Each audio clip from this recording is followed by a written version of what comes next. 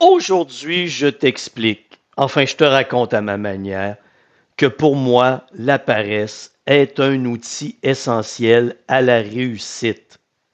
Et quand je parle de paresse, je ne parle pas de lâcheté.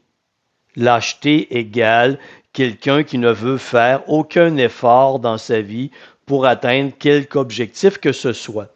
Non, la paresse est de faire le moins d'efforts possible afin de produire un maximum de résultats. C'est ce que j'appelle être efficace. Mais quand tu veux atteindre un objectif ou qu'un problème se présente, que fais-tu? Tu vas tenter de gérer les émotions négatives qui se présentent à toi. La peur d'échouer, l'incertitude, la crainte. Tu comprends ce que je veux dire? Tu orientes toute ton énergie vers la gestion de tes émotions et comme tu veux te débarrasser de ces émotions, qu'est-ce que tu fais? Tu cours dans tous les sens. Tu essaies toutes sortes de stratégies, les plus folles les unes que les autres, et tu penses que tu es sur la bonne voie parce que tu te sens sur l'adrénaline.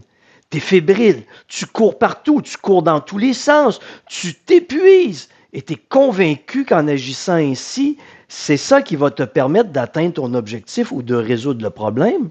Mais la réalité, c'est que tu ne fais que dissiper ton énergie.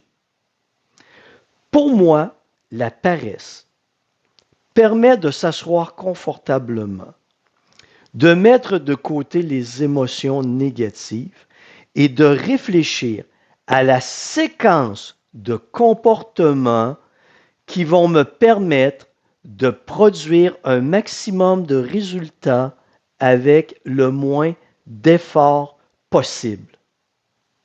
Encore une fois, je te le répète, c'est ce que j'appelle être efficace. Et souvent, et plus particulièrement en santé, cette séquence de comportements implique très peu de comportements à adopter. Souvent, avec la modification d'un seul comportement, tu vas obtenir des résultats importants. Et la plupart du temps, ça se résume à 2, 3, maximum 4 comportements. Et quand tu appliques cette séquence de comportements, tu obtiens des résultats avec peu d'efforts. Mais la problématique, c'est que les gens ne sont pas habitués à obtenir des résultats en étant paresseux, en faisant peu d'efforts. Souvent, c'est lié avec l'épuisement, dissiper son énergie, courir partout, être sur l'adrénaline. C'est très rare qu'on voit quelqu'un réussir dans le calme ou qu'on nous enseigne à réussir dans le calme. Mais être paresseux, c'est ça. C'est s'asseoir, mettre de côté les émotions, réfléchir à la séquence de comportement. Quand quelqu'un est capable de faire ça, deux autres problématiques se présentent souvent. C'est qu'ils n'appliqueront pas assez longtemps les stratégies pour en voir des bénéfices. C'est la nature même des gens de ne pas être persévérants. C'est malheureux.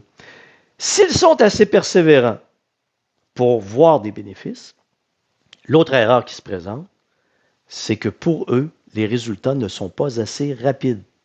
Alors que font-ils? Ils abandonnent la bonne séquence de comportement pour revenir à des comportements à travers lesquels ils dispersent leur énergie, des stratégies encore plus folles les unes que les autres, et ils reviennent à la case départ à gérer leurs émotions négatives parce qu'ils ne progressent pas vers l'atteinte de leur objectif ou qu'ils n'arrivent pas à résoudre le problème.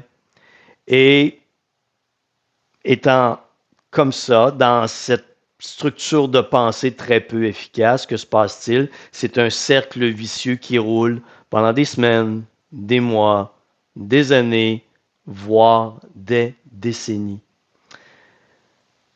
Face à un objectif que tu veux atteindre ou à un problème que tu as à régler, je t'invite à être paresseux, t'asseoir et prendre le temps de réfléchir à la bonne séquence de comportement au lieu de tenter de gérer tes émotions négatives.